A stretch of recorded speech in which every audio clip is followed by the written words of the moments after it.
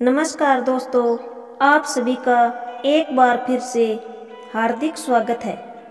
आज आप सुनिए एक गरीब आदमी और एक उड़ते हुए सर की कहानी। दोस्तों, कहानी बहुत ही इंटरेस्टिंग होने वाली है, तो कहानी को पूरा ज़रूर सुनिए। एक गरीब आदमी था, उसका नाम जेम्स था। वो एक गांव में अपनी पत्नी के साथ रहता था।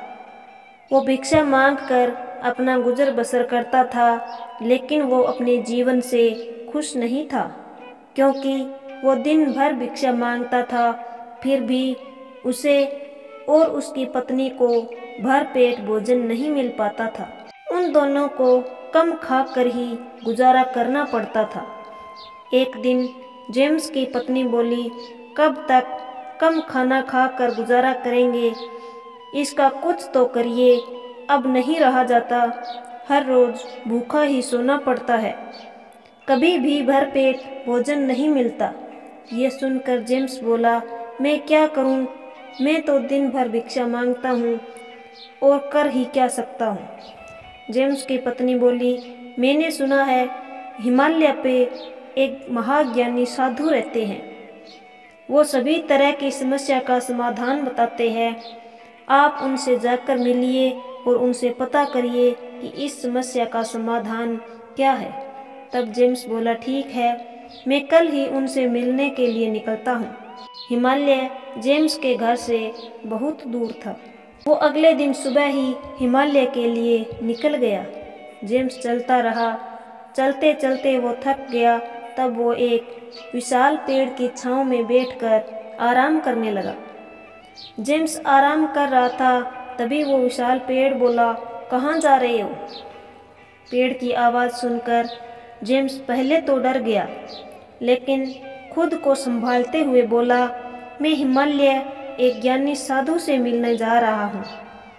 फिर विशाल पेड़ ने कहा, मैं भी बहुत परेशान हूँ। मैं इतना विशाल हूँ और मेरे ऊपर बहुत सारे फल आते हैं, लेकिन फल पकने से पहले ही सड़ जाते हैं, जिससे कोई भी मेरा फल खा नहीं पाता। मेरा तुमसे निवेदन है कि तुम मेरी भी समस्या का हल पूछ लेना। जेम्स ने कहा, मैं ज़रूर पूछूंगा और इसका हल भी पता करूंगा। जेम्स आगे चल दिया। चलते चलते वो एक जंगल में पहुंच गया। उसने देखा उसकी तरफ एक हाथी दौड़ते हुए आ रहा है। हाथी को देखकर जेम्स घबरा गया, लेकिन फिर भी खुद को संभाला। जब हाथी नज़दीक आया तो जेम्स ने देखा हाथी का सूंड उसके पीठ पर चिपका हुआ है। हाथी जेम्स के पास आया और बोला, कहाँ जा रहे हो? फिर जेम्स ने बताया कि वो हिमालय जा रहा है एक महाज्ञानी साधु से मिलने के लिए। फिर हाथी ने कहा, मैं भी बहुत परेशान हूँ। मेरा सूंड मेरे पीछे चिपक गया है, इस वजह से मैं बहुत परेशान हूँ। तुमसे निवेदन है कि तुम साधु से मेरी समस्या बताना और इसका निवारण भी पूछ लेना। जेम्स ने कहा, ठीक है, मैं उनको ज़रूर बताऊंगा और इसका समाधान भी पता करूंगा। फिर जेम्स हिमालय की तरफ चल दिया। चलते चलते जेम्स बहुत दूर पहुंच गया। वो एक सुनसान जगह पर पहुंचा। तब उसने देखा एक इंसान का सर हवा में घूम रहा है और उसी की तरफ आ रहा है। उसका सर तो था, लेकिन बाकी का शरीर नहीं था। जेम्स थोड़ा थोड़ा डरने लगा, लेकिन खुद को संभाला। सर जेम्स के पास आया और बोला, कहाँ जा रहे हो? जेम्स ने उसे बताया कि वो एक महाज्ञानी साधु से मिलने जा रहा है, अपनी परेशानी दूर करने के लिए। तब घूमता हुआ सर बोला, मुझे मरे हुए बहुत समय हो गया है, फिर भी मैं भटक रहा हूँ।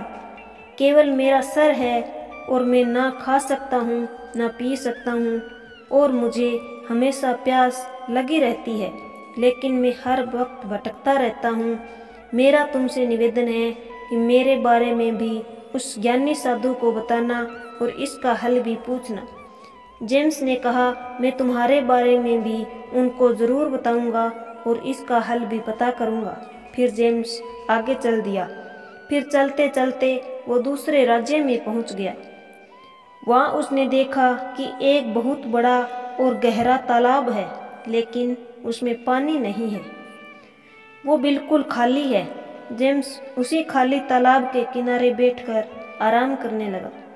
तभी वहाँ पर उस राज्य के राजा आ गए और उन्होंने जेम्स से हाल चाल पूछा और उनसे पूछा कि तुम कहाँ जा रहे हो। जेम्स ने बताया, मैं हिमालय जा रहा हूँ एक ज्ञानी साधु से मिलने के लिए। राजा ने कहा, मेरी भी एक बहुत बड़ी परेशानी है। मेरे राज्य में पानी की कमी है। उसी कमी को दूर करने के लिए मैंने ये बड़ा तालाब खुदवाया है, लेकिन कितना भी गहरा खुदवा रहा हूँ, पानी नहीं मिल रहा। तुम उन साधु से पूछना कि मेरे तालाब में पानी क्यों नहीं है। फिर जेम्स ने कहा, ठीक है, मैं साधु से इसके बारे में बात करूँगा। कुछ देर बाद वहाँ से जेम्स हिमालय की तरफ चल दिया। कई दिनों बाद जेम्स हिमालय पहुँच गया। वहाँ जाकर वो उस महाज्ञानी साधु से मिला और अपनी समस्या बताया और उसका समाधान पूछा। साधु ने जेम्स की समस्या का हल बता दिया। फिर जेम्स ने जो जो रास्ते में मिले थे सबकी समस्या बताई और सबका हल भी पूछा। साधु ने सबकी समस्या सुनी और हल भी बताया। जेम्स बहुत खुश हुआ और साधु से इजाज़त लेकर वापस घर की तरफ चल दिया। वापस आते समय उसको राजा मिला। राजा ने जेम्स से पूछा, मेरी समस्या का क्या हल है। जेम्स ने कहा, आपकी राजकुमारी है जिसकी उम्र ज़्यादा होती जा रही है, लेकिन आप फिर भी उसकी शादी नहीं कर रही। वो हमेशा रात में रोती है, इसी वजह से आपके तालाब में पानी नहीं है। आप अपनी राजकुमारी की शादी कर दीजिए, फिर आपके तालाब में पानी आ जाएगा। राजा ने जेम्स को कुछ दिन अपने वहाँ ठहरने के लिए कहा और अपनी राजकुमारी की शादी दूसरे राज्य के राजकुमार से कर दी। शादी होते ही उस सूखे तालाब में पानी पानी हो गया। राजा बहुत खुश हुआ और उसने जेम्स को बहुत सारा इनाम दिया। जेम्स इनाम लेकर घर की तरफ चल दिया। फिर उसको रास्ते में घूमता हुआ सर मिला। उसने जेम्स से पूछा, साधु ने मेरे बारे में क्या बताया है। जेम्स ने बताया, आप जब जीवित थे तब आपने बहुत सूद लिया और सूदखोरों को कभी भी मुक्ति नहीं मिलती। आपकी समस्या का कोई हल नहीं है, आप हमेशा ऐसे ही भटकते रहेंगे, आपको कभी भी मुक्ति नहीं मिलेगी। फिर जेम्स घर की तरफ चल दिया। चलते चलते रास्ते में हाथी मिला।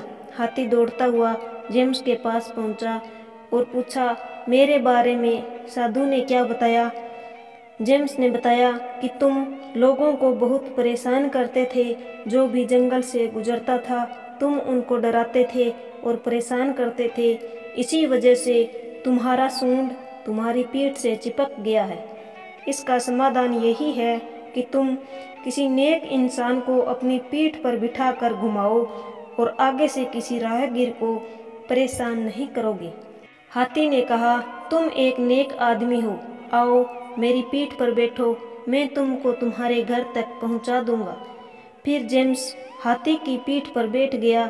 जैसे ही जेम्स हाथी की पीठ पर बैठा वैसे ही हाथी का सूंड उसकी पीठ से छूट गया।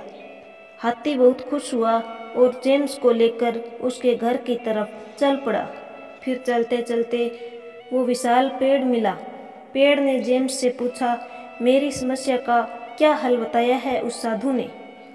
जेम्स ने पेड़ को बताया कि तुम्हारे नीचे खजाना छिपा है। खजाने की वजह से तुम्हारे फल पकने से पहले ही सड़ जाते हैं। खजाना किसी नेक इंसान को दे दो। पेड़ ने कहा, तुमसे नेक और कौन होगा, एक काम करो, सारा खजाना तुम ले लो। फिर जेम्स ने सारा खजाना खोद कर निकाला और हाथी पर रखकर घर की तरफ चल दिया। फिर चलते चलते जेम्स अपने गांव पहुंच गया। पूरे गांव वाले जेम्स को देखकर अचंभित हो गए कि एक गरीब आदमी हाथी पर बैठा है और उसके पास बहुत सारा खजाना भी है। फिर जेम्स अपने घर पहुंच गया। उसकी पत्नी जेम्स को देखकर बहुत खुश हुई। पत्नी ने जेम्स से अपने घर की परेशानी का कारण और हल पूछा तो जेम्स ने बताया कि अपने घर की परेशानी का कारण साफ सफाई है। तुम घर में सफाई नहीं रखती हो, इसलिए अपने घर में हमेशा भूखा रहना पड़ता है। जेम्स की पत्नी बोली, अब से मैं घर बिल्कुल साफ सुथरा रखूंगी। फिर जेम्स बहुत अमीर इंसान बन गया और अपना जीवन खुशी खुशी जीने लगा। दोस्तों, गरीब आदमी और उड़ते हुए सर की कहानी अगर आपको पसंद आई हो तो वीडियो को लाइक कर देना और ऐसी ही और कहानियाँ सुनने के लिए मेरे YouTube चैनल धर्मगुरु जाम्बो जी को सब्सक्राइब कर लीजिए।